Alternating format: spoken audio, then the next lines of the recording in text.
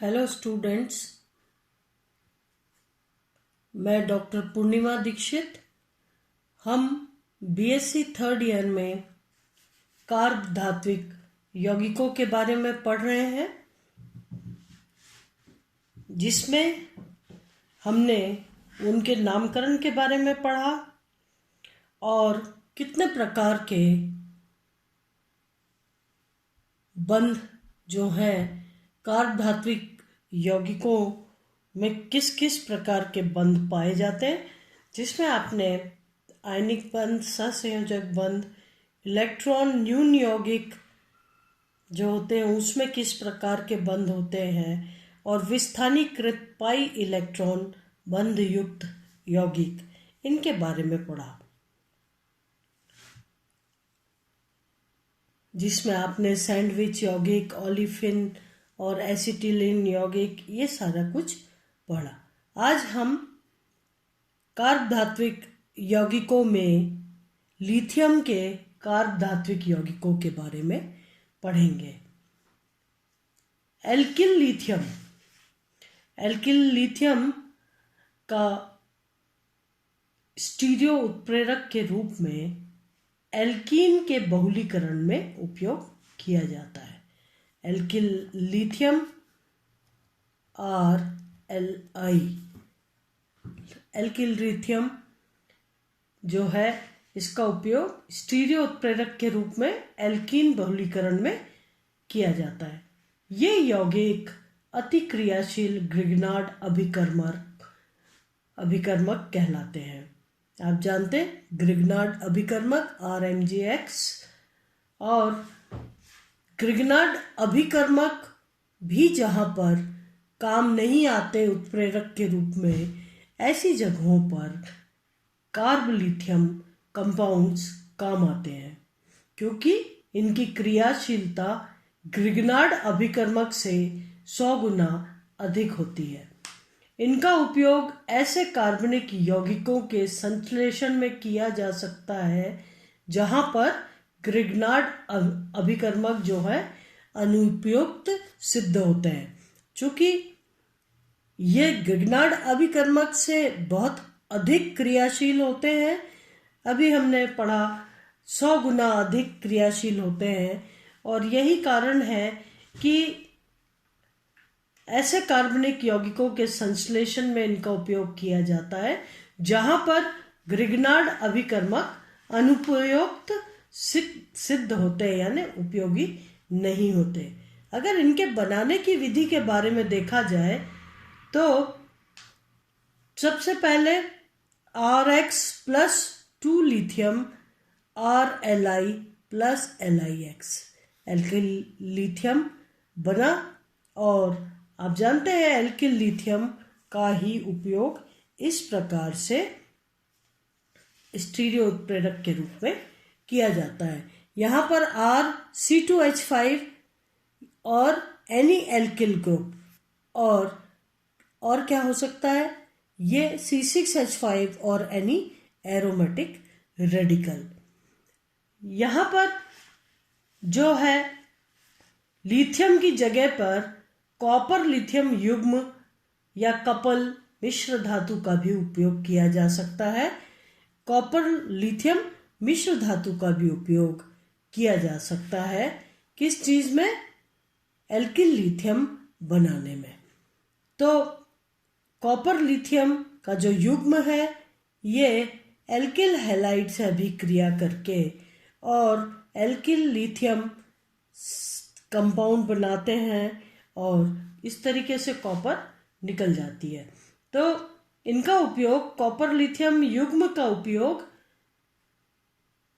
Lithium के स्थान पर किया जाता है, जैसा कि आप इस अभिक्रिया में देख रहे हैं।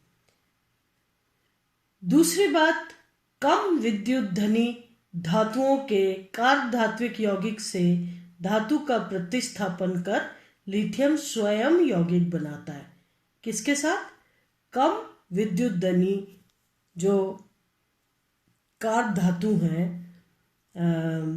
जो कार्ब धात्विक यौगिक हैं, जैसा कि यहाँ पर देखिए आप, मरकरी के एरोमेटिक कंपाउंड है ठीक है।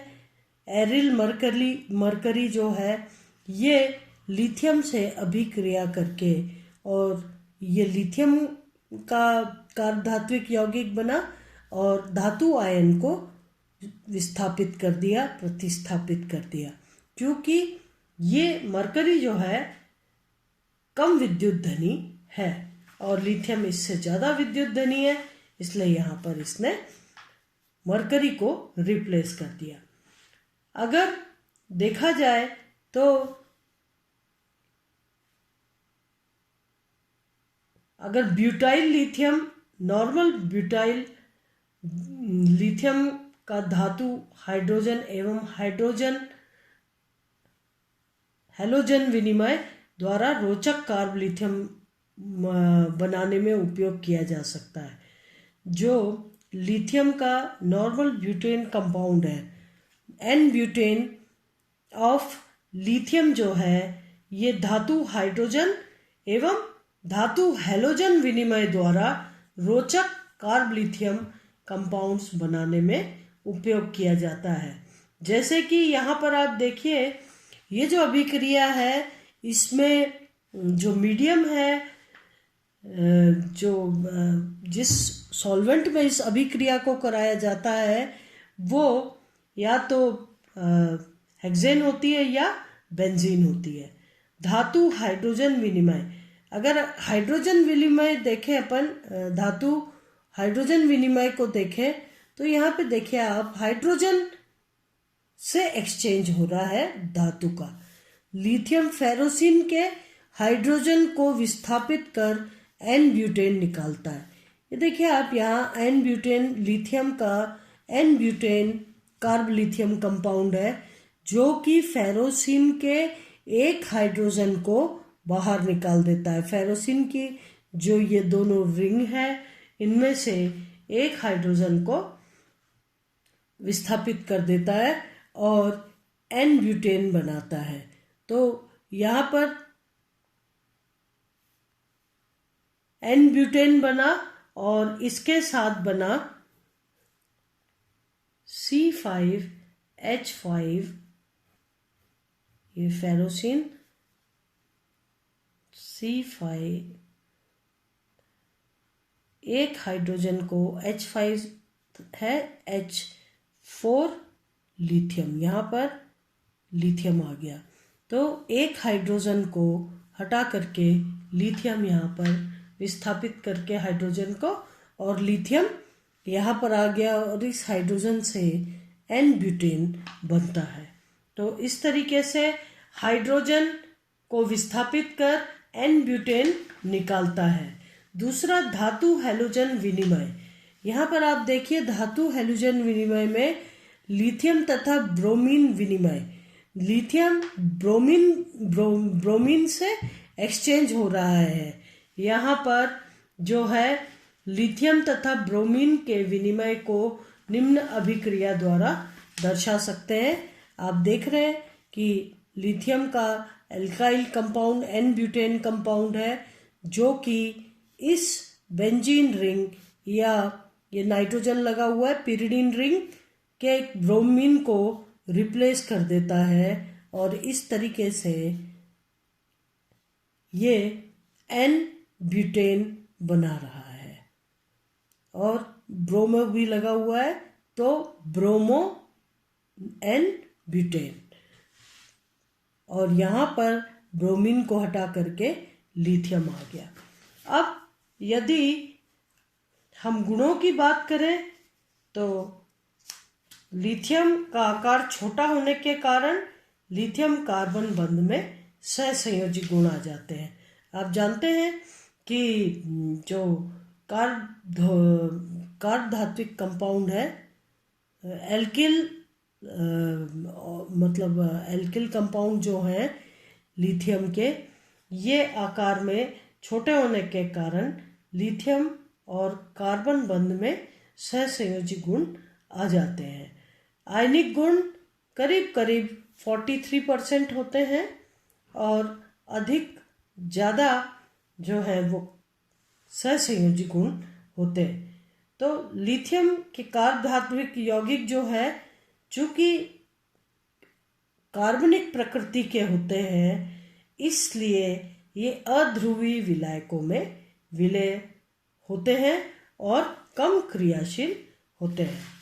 अब यदि हम लिथियम के कार्बधात्विक यौगिक जो हैं उनकी संरचना के बारे में पढ़े तो सबसे कॉमन अभी आपने पढ़ा था कि लिथियम जो है डाइमर्स बनाते हैं या पॉलीमर्स बनाते हैं। तो लिथियम के केस में एल्किल लिथियम यौगिक चतुर्लक है, यानी 4 सेम यूनिट लगी हुई है। सबसे कॉमन एग्जाम्पल है R4Li4। यहाँ पर R is equal to CH3 हो सकता है, C2H5 हो सकता है। तो एल्किल लिथियम यौगिक चतुर्लक है तथा इनका सामान्य सूत्र R4Li4, जहाँ R is equal two methyl या इथाइल होता है। इसमें लिथियम परमाणु एवं एल्कुल समूहों के कार्बन परमाणु के मध्य साधारण बंध नहीं होता है, बल्कि कार्बन परमाणु एवं लिथियम परमाणु के मध्य बहुकेंद्रित बंध होते हैं। कार्बन परमाणु और लिथियम के मध्य बहुकेंद्रित, आपने बहुकेंद्रित बंध पढ़े थे और यहाँ पर यही आप पढ़ रहे हैं कि इनके बीच में बहुकेंद्रित बंध होते हैं। अगर देखा जाए एक्सरे किरण डिफ्रैक्शन मेथड से स्पष्ट है कि लिथियम परमाणु चतुष्फलक के 4 कोनों पर स्थित होते हैं। ठीक है, लिथियम परमाणु चतुष्फलक के 4 कोनों पर स्थित होते हैं। चतुष्फलक आप जानते हैं कि चतुष्फलक, अगर आप प्रिज्म को देखें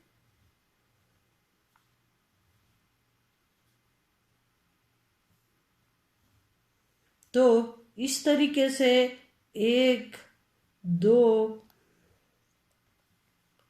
3 और ये 4 कोनों पर 4 लिथियम स्थित होते हैं। जबकि देखिए आप ये 1, 2, 3 और पीछे वाली सतह या फलक देखें तो ये चतुष्फलकीय कहला रहा है, क्योंकि इसमें 4 फलक है।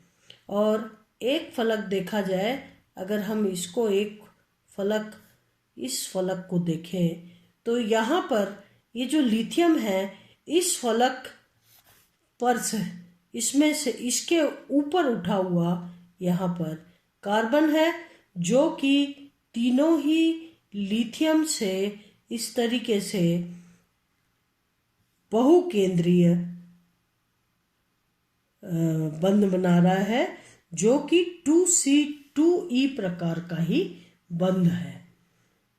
और लिथियम कार्बन जो है इस एक फलक से थोड़ा उठा हुआ है और इस तरीके से CH3 समूह यहाँ पर लगा हुआ है। देखा जाए तो कार्बन और लिथियम की बंध लंबाई जो है ये है 2.31 एंगस्ट्रॉम। और ये जो कोण है ये कोण 68 डिग्रीज का है।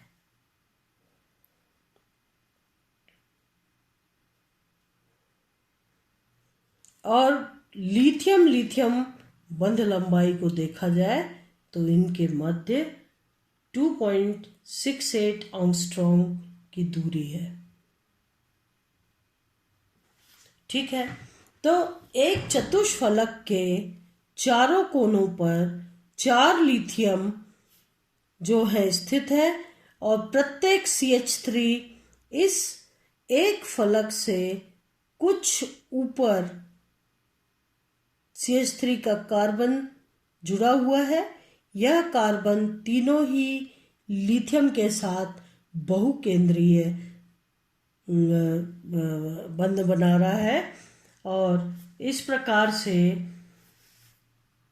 चारों एल्किल समूह के अल्फा कार्बन परमाणु जो चारों